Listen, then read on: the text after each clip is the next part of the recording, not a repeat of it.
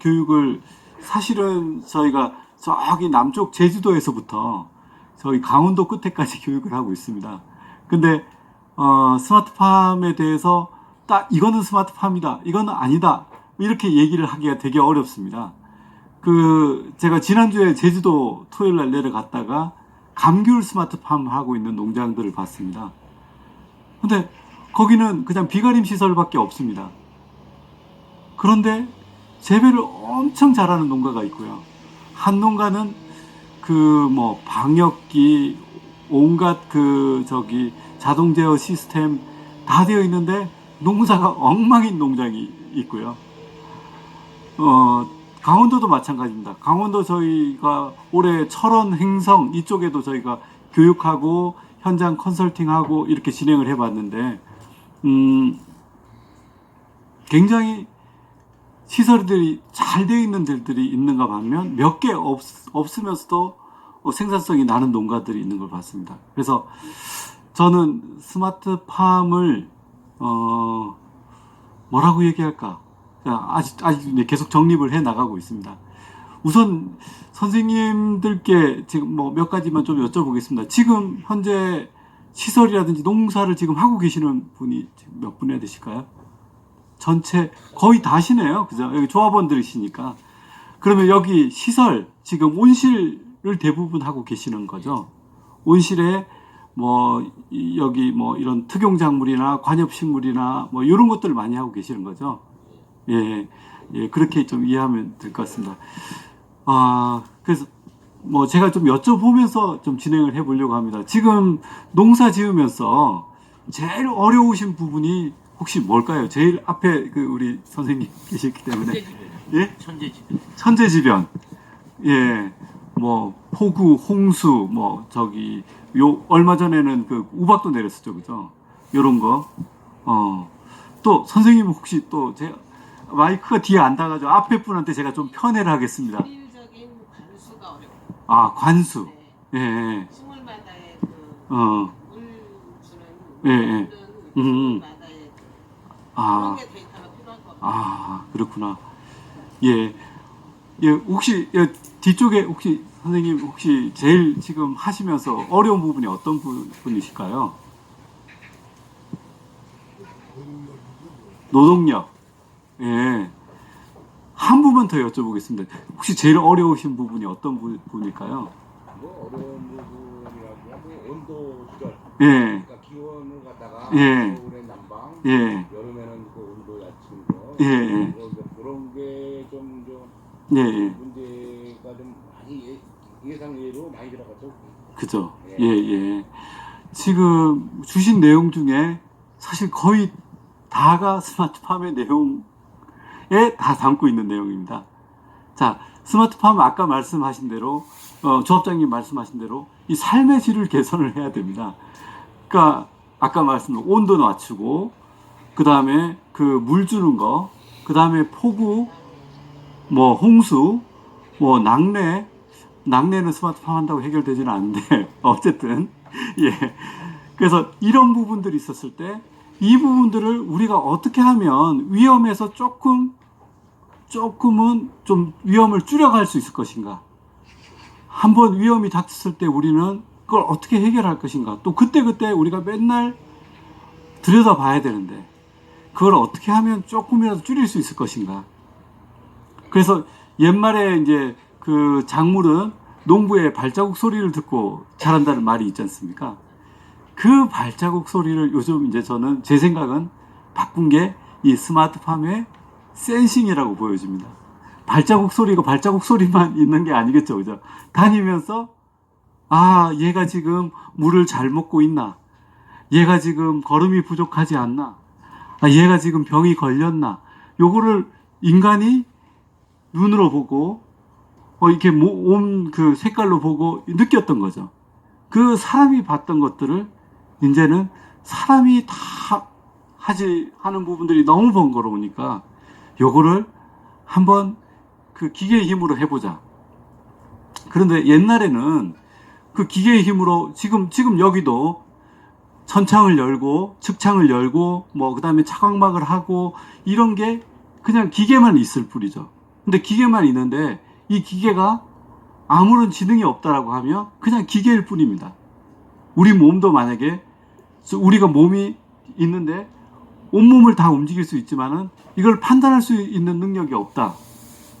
그러면 이런 사람을 정상인이라고는 안 보죠. 이런 사람은 그냥 뭐 이렇게 얘기해서 그렇지만 어쨌든 약간은 뭐 정신장애인이든 지체장애인이든 이렇게 얘기하죠. 스마트팜은 이런 정신, 이것에 대한 어떤 의식, 지식이 있는 게 저는 스마트팜이라고 보여지고요. 첫 번째는 그 의식이 있는 거. 그리고 두 번째는 의식이 있는데 한편으로는 우리 많은 투입을 했음에도 불구하고 그 투입이 경제적으로 유의미하지 않다 라고 한다면 저는 그걸 스마트팜이라고 하지 않고 멍청이팜이라고 말씀드리고 싶습니다. 그러니까 이거를 우리가 투자를 했는데 투자한 것보다 투자는 1,000원을 했는데 수익은 100원밖에 안 나온다면 우리는 이걸 스마트팜이라고 할 수가 없는 거죠. 그래서 저는 이제 스마트팜을 그렇게 정의하고 싶습니다. 우리가 지금 그 작물에 대해서 보고 듣고 관측하는 부분들을 이런 센서를 통해서 인식하고 대응하는 그런 농업이라고 보여집니다. 그런데 그 센싱을 하는 부분에 있어 가지고 아까 말씀드렸다시피 몇 개 시설이 없습니다. 농사 잘 짓습니다. 저는 여기를 스마트팜이라고 얘기를 하고요. 시설을 다 해놨는데 그 시설에 대해서 무관심한 거예요. 제가 깜짝 놀란 게 지난주에 가가지고 그 스마트팜 시설을 한 10억 가까이 들였는데 센서가 어디 있는지 모르시는 거예요. 아, 여기 혹시 창문 어떻게 여는지 아세요? 하니까 창문 여는 걸 잘 모르시는 거예요. 이 농약 언제 주세요? 하니까 그것도 모르시는 거예요. 자, 제일 중요한 거는 스마트팜 시설도 중요하지만은 그 시설을 이해할 수 있는 농부의 그 역량, 지식, 이게 저는 제일 중요하다고 봅니다. 이게 역량이 있으면 일부 부족한 부분을 좀 메꿀 수가 있습니다. 만약에 여기 잘 지어놨는데 여기 그 구멍이 났습니다. 구멍이 났으면 이제 인식이 있는 그 농가라고 하면 이거를 뭘로든 막겠죠, 보면. 근데 인식이 없다.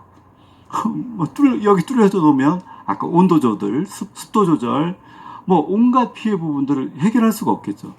그래서 여기에 가장 베이스는 이 스마트한 인식을 가지고 있는 농부. 그래서 사실은 사람이 제일 중요합니다. 제 생각입니다. 다른 사람들의 생각들이 다를 수 있긴 하겠지만.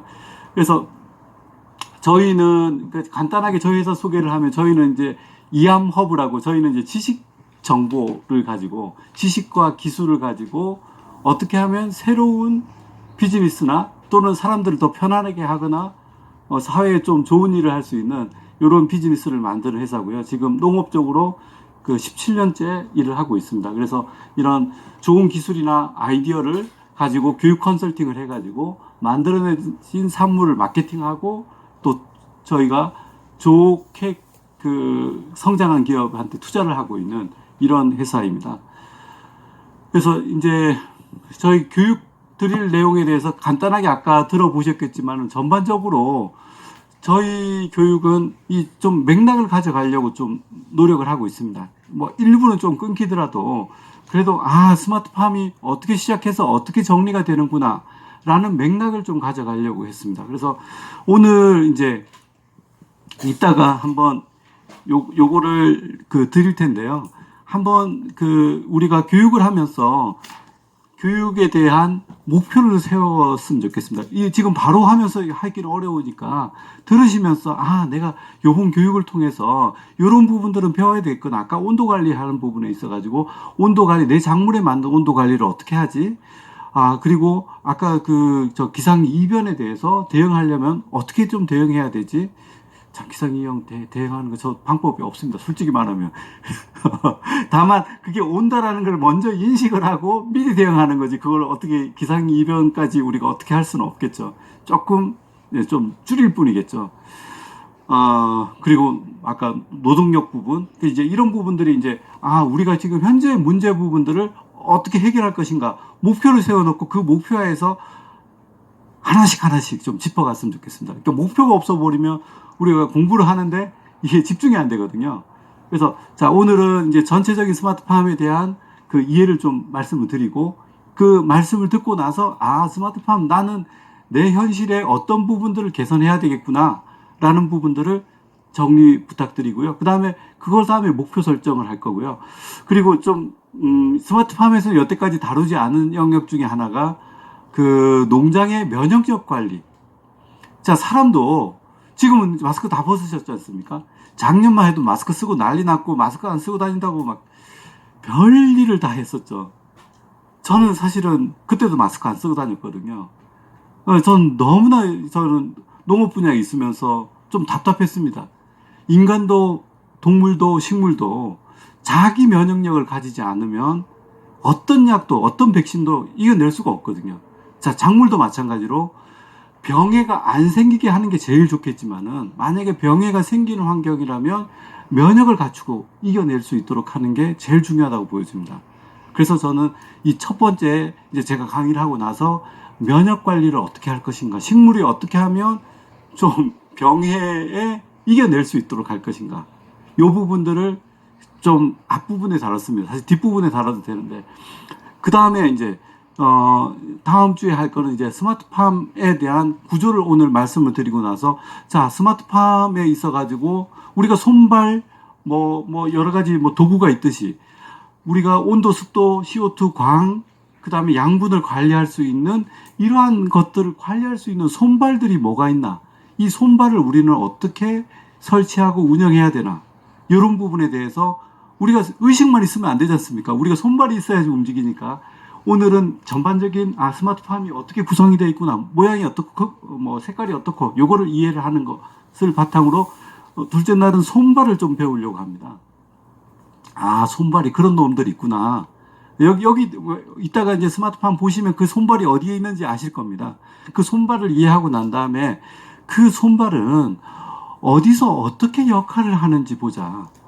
우리가 식물이 자라는 그 요소는 그 6개의 CO2와 H2O가 결합돼 가지고 녹말과 산소와 그 산소를 만들어내는 그런 광합성의 과정을 거치는데, 그 광합성을 최적화해 줄 수 있는 시스템이 뭐가 있나. 그래서 광, 양분, 온도, CO2 이런 것들이 그 작물에 어떻게 하면 최적화해서 해줄 수 있을 것인가. 만약에 그때 최적화해주지 않으면 어떤 일이 벌어지나, 이런 것들을 미리 좀 알고 가자는 거죠. 우리가 스마트팜 한다고 자기가 알아서 혼자 농사를 지어주는 일은 절대로 없습니다.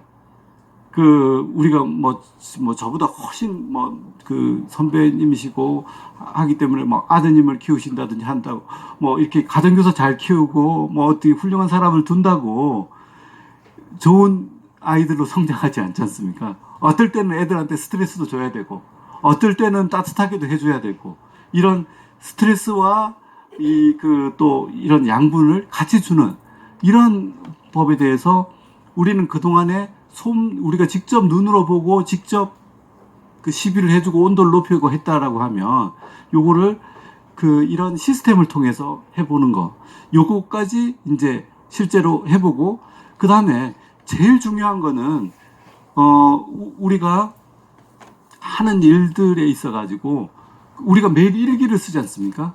매일 일기를 쓰고 영농일지를 쓰는 거는 그날 한 일이 무슨 일이 있었고 그 한 일이 잘했는지 못했는지, 1년 후에 3년 후에 그때 어떤 일이 있었는지, 그때 잘했는지 보는 거. 1년 후에 3년 후도 중요하지만은 내가 한 달 전에 온도를 내가 좀 관리를 안 했더니 갑자기 여기 흰가루이가 생기고 응애가 생기고, 그게 응애가 오늘 생긴 게 아니라 한 달 전에, 일주일 전에 내가 잘못한 그 환경 관리가 이렇게 결과를 보이지 않습니까? 그래서 이런 부분에 있어가지고 환경이 생육에 영향을 주고 생육이 생산에 영향을 주고 생산과 품질에 영향을 주죠.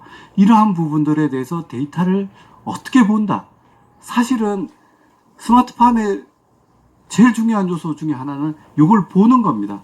내가 행동을 하는 것도 중요하지만 그 행동이 어떤 결과를 가져왔나 하는 것을 데이터로 보는 겁니다.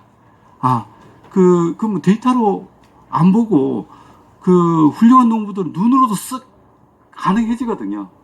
근데 그렇게 쓱 가능한 부분들은 이제 일부 있긴 합니다. 그렇게도 충분히 지금도 농사를 짓는 분들이 계시고요.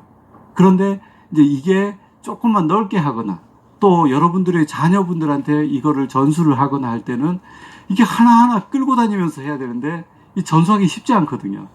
요거를 누구나 이해할 수 있는 데이터로서 한번 줘보자. 요게 요 과정입니다. 그래서 이제 요거를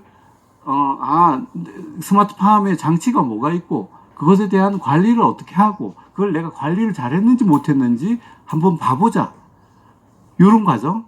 그리고 그걸 다 끝나고 난 다음에 이제 이론을 이제 일단 채워야 됩니다. 저희는 그 현장 교육이긴 하지만은 이론 없이 현장을 가버리면 현장이 안 보입니다. 그래서 이론과 현장을 같이 좀 겸비시키려고 합니다.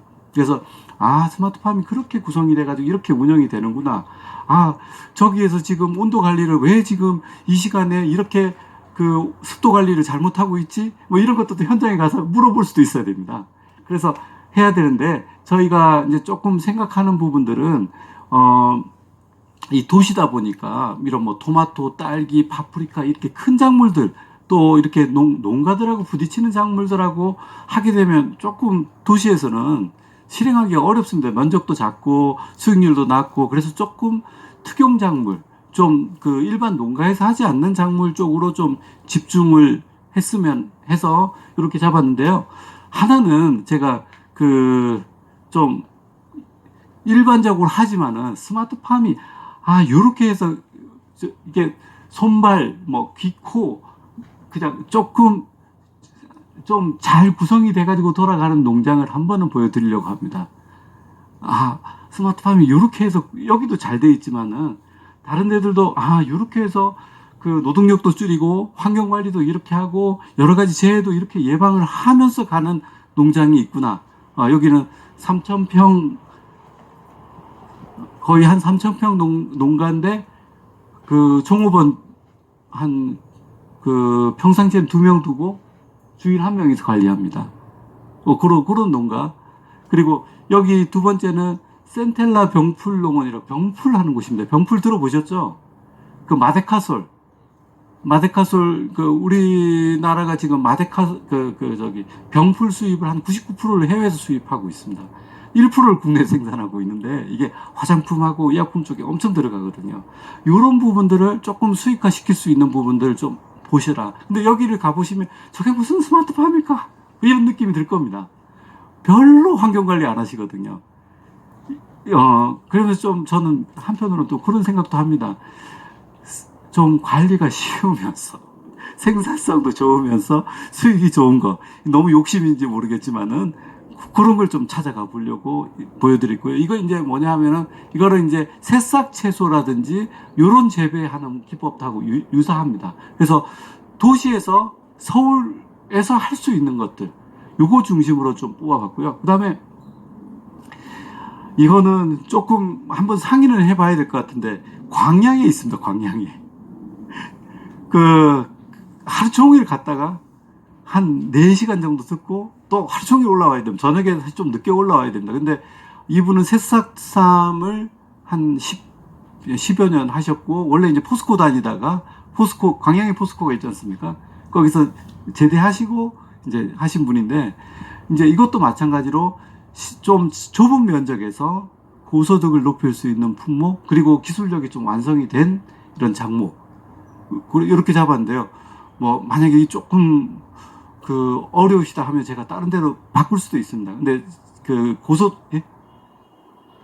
충분히 가치가 있으면 멀어도 가는 게 예. 쓸만한 데를 보기가 어렵더라고요. 예. 솔직히. 예. 저 강사님은 이제 그런 이 인포메이션이 많으시니까 예, 예. 저희들로서는 한계가 있어서 예. 어렵더라도 이렇게 추천하실 때는 이유가 있으시지 않나. 예, 예. 그렇습니다. 그래서 제가 여기 드린 데는 기술을 다 공개해 줍니다. 일단은 제가 이런 거를 기반으로 뭐 가는 거고, 그냥 뭐 쓱 둘러보고 오는 데는 없습니다. 그래서 꼬치꼬치 물어보시고, 그렇다고 한번 물어보신다고 이 기술이 다 습득되는 건 아닙니다. 그래서 나중에 필요할 경우에는 기술을 전수받을 수 있는 이런 과정도 있으면 좋을 것 같습니다. 그 다음에 이제, 이제 이걸 하려면 결국에는 뭐니 해도 머니가 제일 중요한데, 이거 어떻게 하면 돈을 줄이면서도 내 농장에 맞게 할 것인가?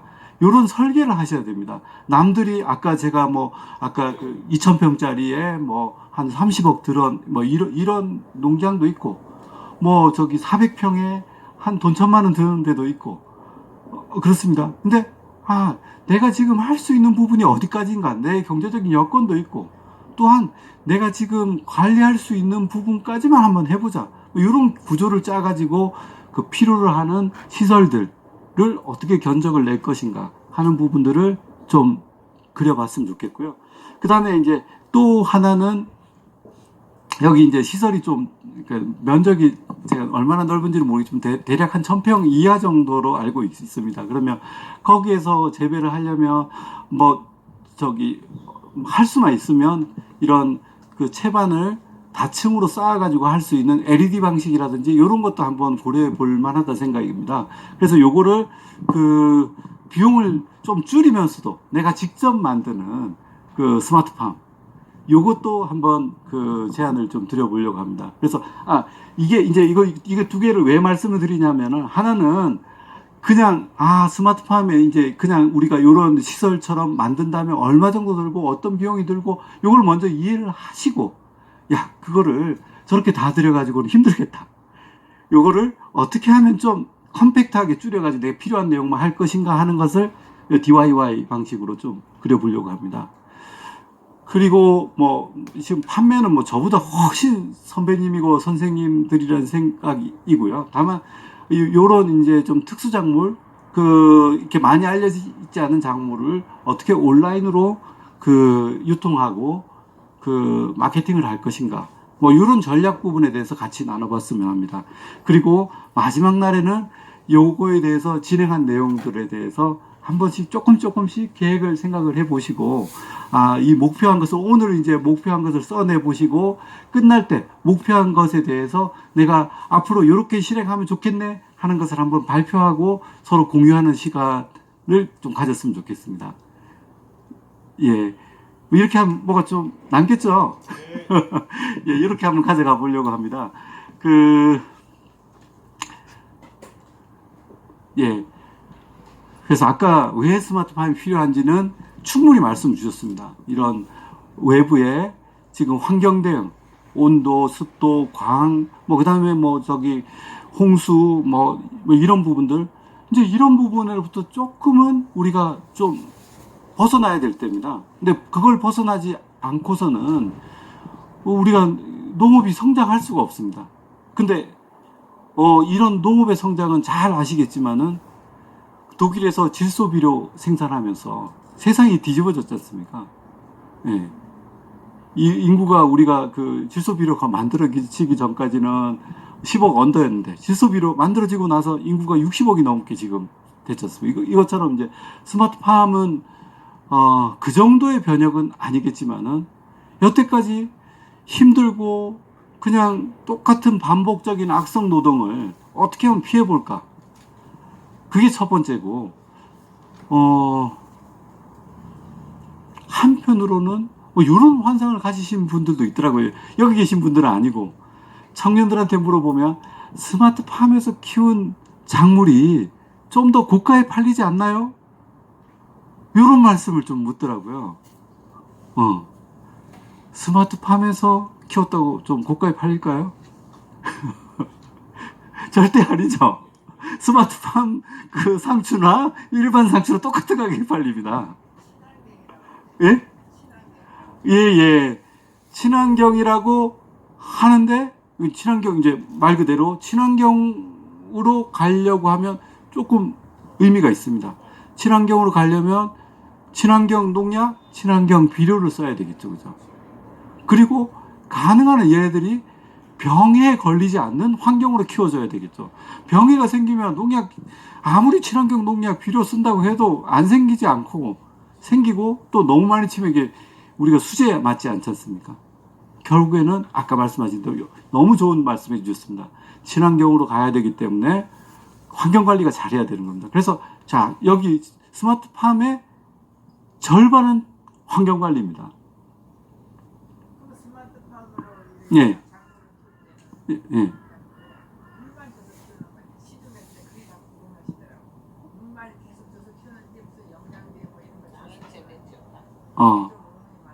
예. 예. 물만 줘서 키우는 것도 몇 가지 작물을 있기는 합니다. 근데 그 작물에 맞춰가지고 이 영양 프로그램을 짜가지고 줍니다. 그러니까 가끔은 이제 이런 편견들을 가지고 있어요. 우리 농산물은 땅에서 자라는 게 최고요. 그렇게 이제 하시는. 예, 예. 그, 물만 줘서 키우는 거는 뭐 콩나물이나 이런 거밖에 없고요. 다 양분이 들어갑니다.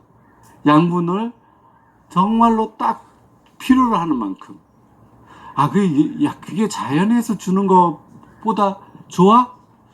좋다, 나쁘다, 제가 그건 말씀 못 드리겠습니다. 자연은, 예. 친환경이라도 전부 농약이 다 주잖아요. 친환경 농약을 다 주잖아요. 그렇죠. 그러니까 농약 안 주고 자라는 식물이 없잖아요. 그렇죠. 예, 예. 그래서 저는 아까 제가 면역력 향상을 주면서 가능한 한 농약을 안 주거나 덜 주거나 요거를 미리 좀 세팅을 하고 가면 좋겠다. 뭐 요 말씀을 좀 드립니다. 그래서 자, 예. 식량 증산이 엄청 늘어났죠. 우리가 질소비료 아시죠? 질소비료가 생기면서 우리 작물 생산량이 어마어마하게 늘어났죠. 그렇죠. 그 전까지 이렇게 식량의 지금 이렇게 대량 생산이 생기지 않았습니다. 그리고 우리도 지금 우리나라도 우리 1974년에 통일bio 개발하고 나서 우리나라가 이렇게 바뀌었거든요.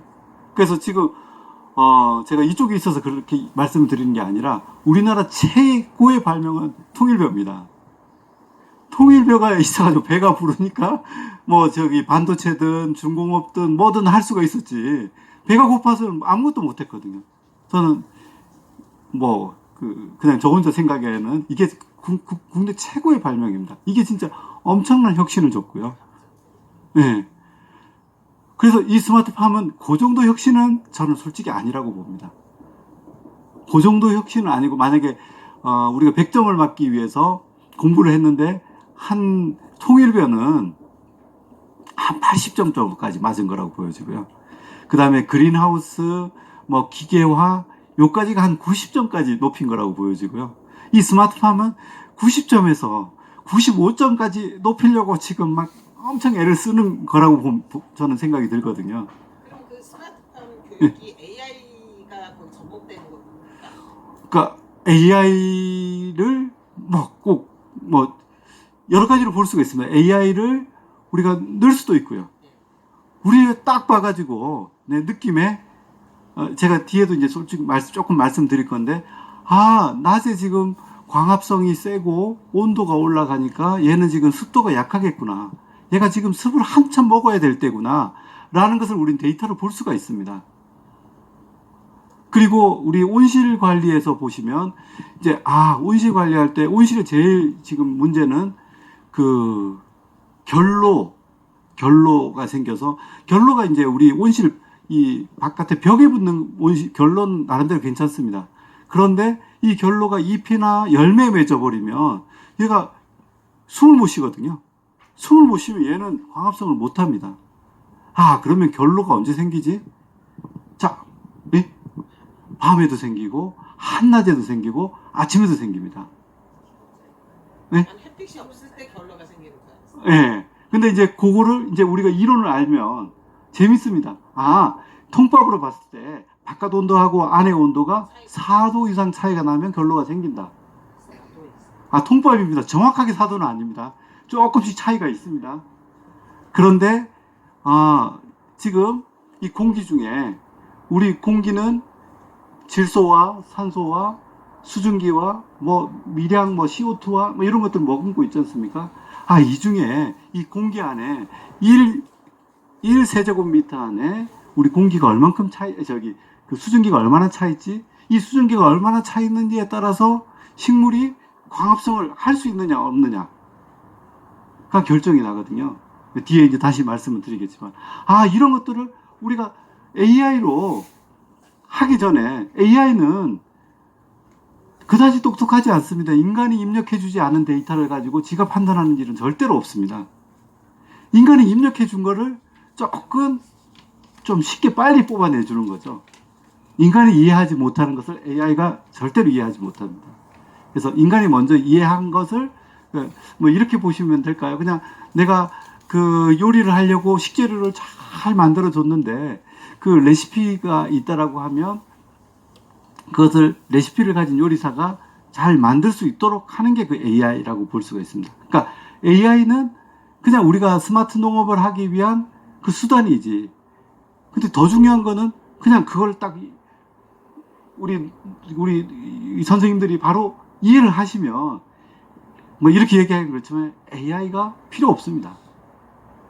근데 AI를 하겠다라는 것은 이 농장에 내가 우리가 지금 요 농장만 해도 대략 한 500평 이렇게 되는데 500평 구석구석을 내가 다 들여다 볼 수도 있습니다. 근데 5,000평이 되면 구석구석 잘 들여다보기 어렵거든요. 5만 평이 되면 진짜 못 들여다봅니다. 이럴 때 이런 게 좀 도움이 필요한 거고, 그것도 저는 하나의 판단 기준이 그 AI를 썼을 때 수익이 더 늘어나느냐, 안 써도 수익이 더 늘릴 수 있느냐, 그게 하나의 판단 기준이 됐으면 좋겠습니다. 여기 아까 말씀 중에 부여에 그 우듬지팜 다녀오신 분이 계신 것 같은데, 우리나라 지금 제일 큰 농장이거든요, 우듬지팜. 거기는 지금 한 3만 평 정도 지금 운영을 하고 있고요. 하고 요번에 IPO에 올랐습니다, 농업기업 중에.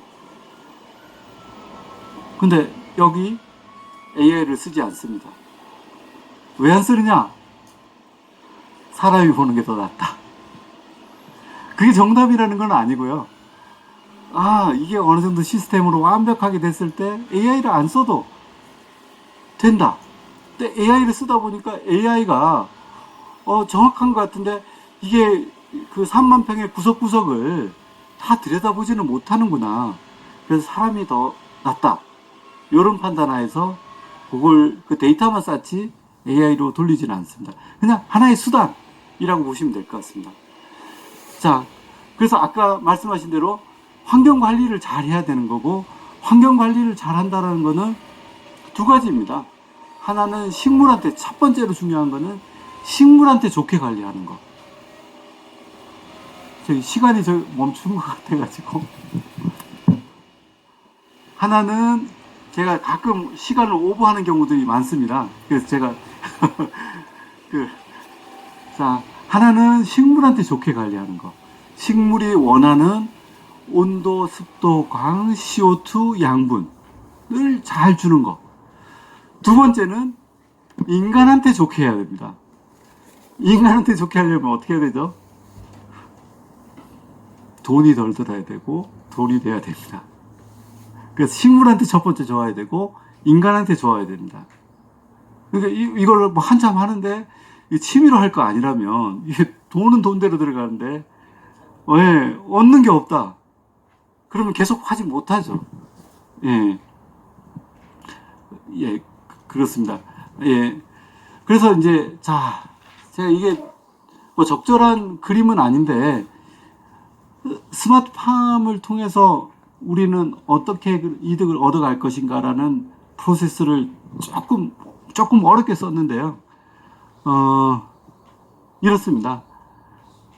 스마트팜에서 봐야 될, 센싱해야 될 대상은 이 시설의 바깥, 시설의 안, 그리고 작물 세 가지를 같이 보셔야 됩니다. 스마트팜 안에만 보면 되지 않아? 우리 안에만 관리할 건데 왜 바깥도 봐야 될까요? 바깥도 봐야죠. 예?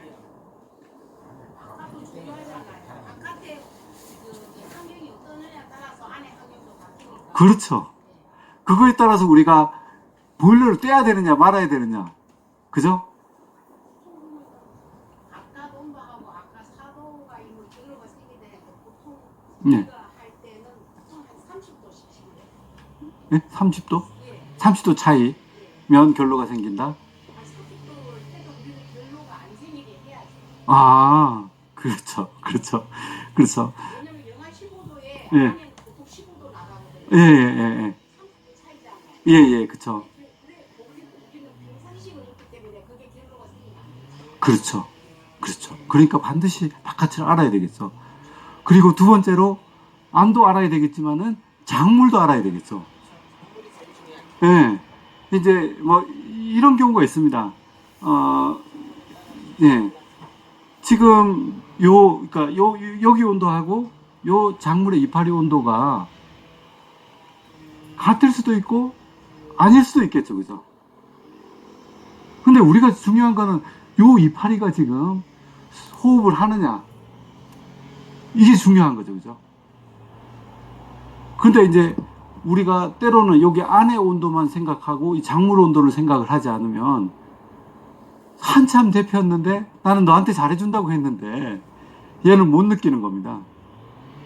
자, 그래서 이제 여러 가지가 있긴 하겠지만은 지금 우리 그 시설에 온풍기를 쓰시나요? 보일러를 쓰시나요? 온풍기를 쓰죠. 그러니까 온풍기가 무조건 아니다라는 건 아니지만은 온풍기는 여기 공기를 데피지만은 식물을 데피는 데는 시간이 좀 걸립니다. 그러면 얘가 한참 나는 추워 하고 있다가 갑자기 이제 해가 뜨고 높아지면, 그 해가 뜨고 온도가 높아지면 추워 하다가 갑자기 더워 하면서 애가 스트레스를 받습니다. 자, 그래서 우리는 공기보다는 작물이 데워지는 게, 그러니까 보일러를 키면 보일러가 이제 이 복사열로 가면서 식물을 이렇게 식물로 온도를 전파시키거든요. 물론 공기도 전파시킵니다. 그런데 이런 보일러가 전파시키는 속도가 훨씬 빠르고 오래 유지가 됩니다. 그러니까 보일러는 돈이 많이 들고 좀 그렇죠.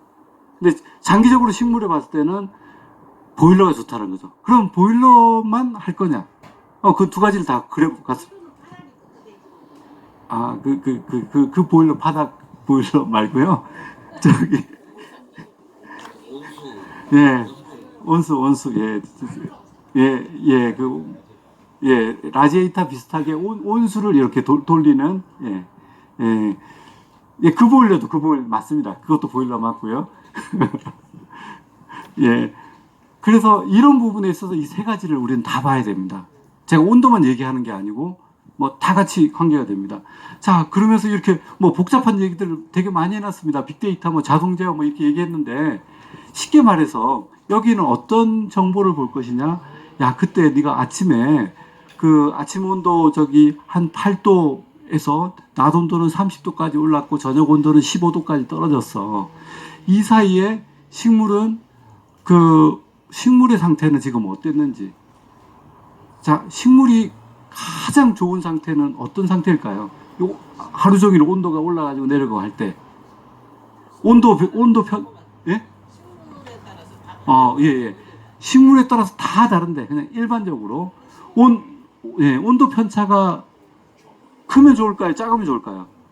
그냥 균일적으로 그냥 평균하게 한 15도 정도? 예, 근데 그렇게는 완전히 온실을 유지하지 않는 이상 하루 종일 그렇게 유지하기는 어렵겠죠. 예. 아침에는 좀 차갑겠고, 저녁에도 또 떨어질 거고, 낮에는 해가 뜨니까 좀 오르겠고.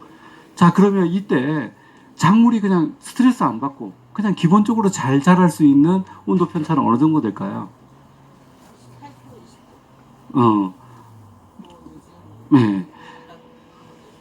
그렇죠. 그러니까 온도 편차가 작으면 좋고, 그런데 시간 간격 온도 편차는 한 1에서 1.5도 정도. 이래도 식물이 스트레스를 받지 않습니다. 만약에 지금 아침에 10도였다가 낮이 30도, 그러면 한 시간에 거의 한 3도씩 이상 올라가 줘야 되거든요. 그럼 애가 힘들어 합니다. 나 좀 아직 잠도 덜 깼는데 자꾸 일을 하라고 그래. 그래서 애가 뻗어버립니다. 그러니까 뻗어버리는 순간이 이제 뭐냐 하면은 우리가 이제 뿌리에서 물을 안 먹는다, 양분을 못 먹는다, 그러니까 잎에서 증산작용을 해줘야지 뿌리에서 양분을 먹는데, 잎에서 지금 아무것도 못 하겠는데. 예. 자, 이 얘기입니다. 빅데이터 엄청 얘기를 하고 있는데, 얘가 지금 제일 좋은 환경이 어떤가? 그리고 또 나쁜 환경은 어떤 거지? 온실의 제일 나쁜 환경은 어떤 거죠? 예, 그거 기본이고, 또 빛이 안 들어오고 예, 빛이 안 들어오면서 습이 높으면서 그게 한 3일 이상, 한 80도 이상의 습도가 유지될 때, 이때 온실이 굉장히 안 좋은 상황이죠. 숨 못 쉬고 광합성 안, 그리고 이럴 때는 또 미생물, 벌레, 세균, 온갖 것들이 다 생기기 좋은 환경입니다. 자, 이런 것들 피해보자는 겁니다. 빅데이터 수집하는 거, 엄청나게 얘기들 하는데, 안 좋은 환경이 뭐지? 식물한테 제일 안 좋은 환경이 뭐지? 아까 결로, 그 다음에 고습, 그 다음에 한낮에, 네, 35도 이상 온실이 올라가면, 작물이 그냥 그때 파업을 해버립니다. 아무것도 안 합니다. 아무것도 안 할 뿐만 아니라 나 며칠 동안 아무것도 안 할래도 해버립니다. 자, 이런 것들을 우리는 인계점이라고 얘기를 하고, 인계점을 한번 파괴를 시켜보자. 인계점을 절대로 우리는 가지 말자. 우리가 부부 사이도 자녀 사이에도 이 정도 선이 있지 않습니까? 요 선은 넘지 말자. 그 선을 넘지 않으면서 작물들마다 조금씩은 다르겠지만은, 딸기 같은 경우에는 8도에서 한 25도 사이가 제일 좋고, 토마토는 한 13도에서 한 35도 사이가 좋고, 이런 것들이 있습니다. 그러면서 적온, 적습, 적 CO2, 요거를 찾아가는 게 이게 스마트팜에 수집해가지고 뭐 할 거냐? 이 환경을 만들어 주려고 수집하는 거거든요. 쉽죠? 스마트팜 별로 어려운 거 아닙니다. 얘네들이 지금 환경이 어떤지 보고, 우리가 인계점은 넘지 말자. 우리 선을 넘지 말자. 그리고 선을 넘지 않지만은 얘가 가장 활동하기 좋은 적정 환경을 만들어주자. 예. 이렇게 만들어주면서, 이제, 여기 이런 거 쓰는 것들은, 자, 그러면서 노동력은 얼마나 줄여볼 것인가. 요 아래에 있는 것들은 노동력 줄여보자는 겁니다. 로봇하고, 드론하고, 온갖 것들 있지 않습니까? 다른 거 없고요. 계산을 해보는 겁니다. 로봇을 투입하는 게 비용이 적게 들 것인가. 로봇을 투입하는 것보다 사람이 투입하는 게 비용이 적게 들 것인가. 그거를 계산하면서 요 부분들은 투입할까 말까 결정을 하면 되는 겁니다. 근데 이게 한 번에 안 되죠. 시행착오를 하면서 이제 맞춰간다고 보시면 될 겁니다. 그래서 스마트팜은 내가 요만큼 했다가 조금씩 보완해 주신다면, 아까 우리 조합장님께서 말씀하셨습니다. 그게 우리가 내 몸에 맞춰가는 거라고 보시면 될 것 같습니다. 나한테 딱 한 번에 딱 맞으면 좋겠지만은 딱 안 맞거든요. 그 스마트팜이 살아온 그 환경하고 인간이 작업하는 환경하고 다르기 때문에.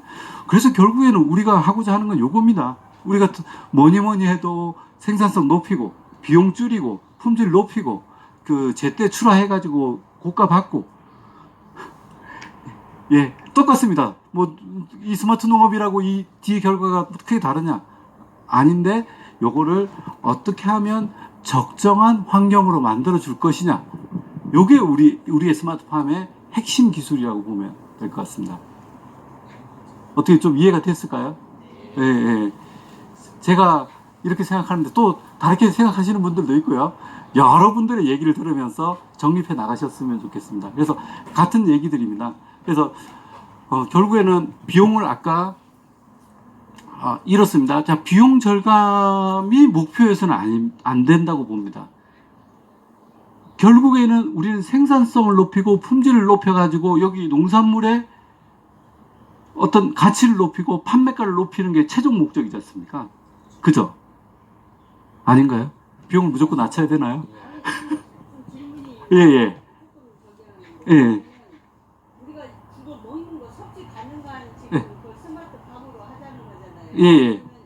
우리가 현재 잘 상태에서 성장하고 있는 뭐 야채와 예. 스마트팜에서 성장하고 있는 야채의 그 성분 비율이야. 영양 상 네. 있잖아요. 예. 어떻게 돼? 제가 지금 계속 그게 궁금해요. 그거를 아주 디테일하게 분석해 보진 않았지만은 분석을 해서 예. 어떻게 좋은가? 친환경이면 뭐 친환경이라도 예. 우리가 예를 들어 시금치를 생각해보자고요. 예, 예, 예. 해풍을 맞은 뭐 시금치 이렇게 좋은 게 나오잖아요. 예, 예. 그럼 여기 스마트팜에서 성장을 하면 예. 과연 그 해풍 맞은 시금치와 예. 스마트 거기는 생산성은 있겠지만 예. 영양 그 성분 비교를 했을 때 함유량 있잖아요. 뭐 비타민이나 뭐 미네랄 모든 부분 예, 예. 그거가 어느 거에 여기 지금 하나도 그거는 안 나와 있어요. 예. 그게 뭐 안 나와 있는 건 아니고요. 뭐 분석을 좀 사실은 많이 했습니다. 많이 했는데 해풍을 맞았던 야외에서 키웠던 바깥에 키운 시금치와 안에서 키운 시금치의 차이를 분석해 보면 결론으로는 영양가 차이는 별로 없습니다. 별로 없고 이제 바깥에서 키운 놈은 그 폴리페놀하고 플라보노사이드 그러니까 요 놈들이 지가 살기 위해서 자기 보호 물질들을 만들어내거든요. 근데 그 차이가 어느 정도냐면 ppm 정도입니다. ppm이 100만 분의 1이거든요. 그러니까 요 그 식물에서 그냥 우리 스마트팜에서 만들어낸 게 뭐 100ppm이라면 바깥에서 있는 게 한 200ppm 정도 되는 그러니까 0.001 차이 정도 되는 겁니다. 예, 영양 차이는 별로 없습니다. 별로 없고 이제 이럴 수는 있겠죠. 요게 그냥 우리 채소가 아니고 진세노사이드다, 인삼이다, 또 뭐 다른 약용작물이다. 그런데 그 약용작물에는 0.01이어도 의미가 있거든요. 그게 이제 누적이 되는 거니까. 근데 요즘은 인삼마저도 바깥에서 키우는 것보다 수경재배로 키우는 게 진세노사이드가 더 높게 나오는 겁니다. 얘가 어떻게 그 물질을 만들어내는지 그 메커니즘을 이해를 했기 때문에 우리는 지금 이 스마트팜이라는 거는 식물의 어떤 그 생장과 그 어떤 기능성 물질을 만들어내는 메커니즘을 이해하고 그걸 접목시키는 과정이라고 보면 됩니다. 근데 주로 예. 수경 재배 식물하고 예. pH가 높고 낮고에 따라서 다 다르지만 예, 예. 토양에 예. 그 자란 식물하고 예. 영양 가치는 거의 비슷합니까? 거의 비슷합니다. 그러니까 토양에서 자란 놈들은 그러니까 토양이 어떠냐에 따라서 거기가 더 좋을 수도 있고요. 토양이 그 뭐 지리산으로 집적이 돼가지고 양분을 못 빨아먹을 수 있는 토양들도 많습니다. 특히 저기 남쪽에 전라남북도 이쪽은 비닐온실에 염류 집적이 너무 많아가지고 저게 토양이 아닙니다. 그냥 이게 제가 이렇게 얘기 드리면 그렇지만 저는 그 지역에서도 컨설팅을 하고 있거든요. 근데 그쪽으로 내려갈수록 산성 농도가 높아요? 그러니까 그 질소하고 지린산을 엄청 뿌려대가지고 작년에 농사 지어먹고 이게 잘 안 자라니까 또 뿌리는 겁니다. 그러면 토양에서 이거를 토양을 중화시키는 거죠, 계속. 아니죠. 계속 산성화시키고 염만 집적이 돼가지고 그 안에는 흙이라고 보지만 보이는 건 흙이지만 양분이 하나도 없습니다. 그럼 거기는 산성 식물을 갖다 심으면 재배를 하면 더 낫잖아요. 그 요거 조금 다른 얘기입니다. 산성화는 되지만은 산성화가 끝이 아니고 염이 만들어지는 겁니다. 그러니까 염이 만들어진다라는 거는 식물이 호흡을 할 수 없는 환경이 되거든요. 그러니까 토양이 어떨 때는 염이 만들어져 가지고 더 안 좋은 결과를 내기도 합니다. 그래서 이럴 때는 양액이 훨씬 좋습니다. 제가 오늘 얘기할 거 많은데 저기 많은데 벌써 다 끝났습니다. 제가 이렇게 예 그래서 저 하나만 제가 결론적으로 이제 조금만 요 하나만 말씀드리고 그 정리되게 하겠습니다. 그래서 그러니까 자 두 가지 이제 스마트팜이라고 하는 것은 이 시설을 잘 해주는 것만이 우리는 스마트팜이라고 이 생산 정밀화 자동화 요거를 스마트팜이라고 오해를 많이 하는데 농사짓는 전반에 있어서 이게 스마트팜이어야 됩니다. 다른 거 다 빼놓고 자 저기 강원도 양구에서 바나나 농사를 하겠다는 청년들이 있습니다. 네. 네. 그러시군요. 제가 시간이 있습니까? 그러면 그 바나나 얘기는 좀 이따가 하겠습니다. 예, 10분만 쉬었다가 하겠습니다. 예.